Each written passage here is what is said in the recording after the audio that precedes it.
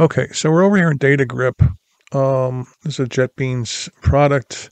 I made a video on it quite a while ago, in 2018. I never renewed my subscription to it, and but they're good enough that could go back in there and retrieve to the latest version that I paid for, and can still use it. So that's pretty cool. And I didn't think about this because I was trying to export out the CSV files in the SQL Management Studio, and I was having a little bit of trouble. Actually, I couldn't figure quite how to do that. I mean, I could do it through back in when I was on site SQL Server. You could do it a lot easier through the tasks and the export features, but that's a lot more. It's more clunky. I understand it. I've seen it done. I've done it once, but every time I set it up, it's just an extra pain that's unnecessary. I didn't want to also use Data Factory just for this little demo. I wanted to show how simple it was. So here we go. I'm just going to do it manually here. So I'm just going to take the city ID, okay, and we're going to run that. I'm just going to execute that. So anyways, this is just like SQL Management Studio. Let me just go through this, and you can watch the video on Datagrips if you really want to. It's unnecessary, but whatever kind of environment you can do to go ahead and get to CSV, that's why I'm using this. This one makes it really easy. So, okay, so here's my city. So I'm just going to go ahead and execute that. Come down to execute, and these are the cities that are in that table, and it's running.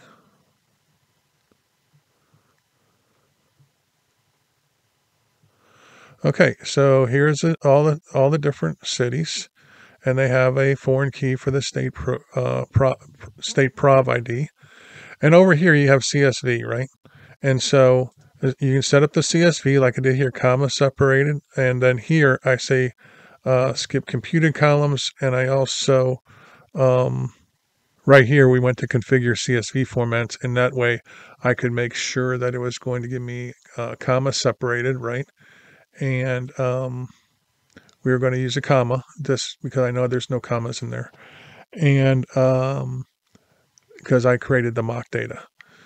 So then we wanted to make sure that that the headers come in, because I want them to have that first row is header, because then when I bring it into Databricks, I can just say first row is header there, and it will figure out a lot of things, which I'll show you in a second. Okay, so I say okay here, so I have that configured right.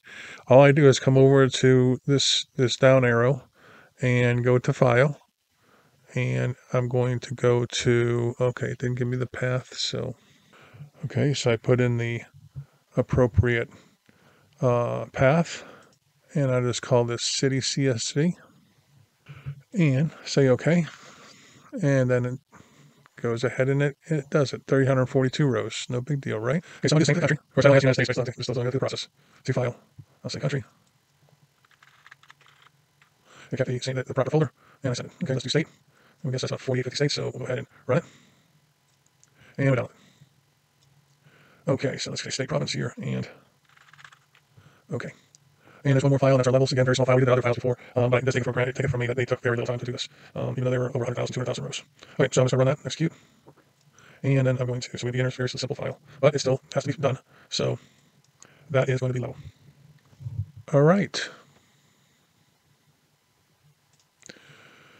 So when we go over to the folder on my local drive, I put in here are all the different tables represented as CSV files.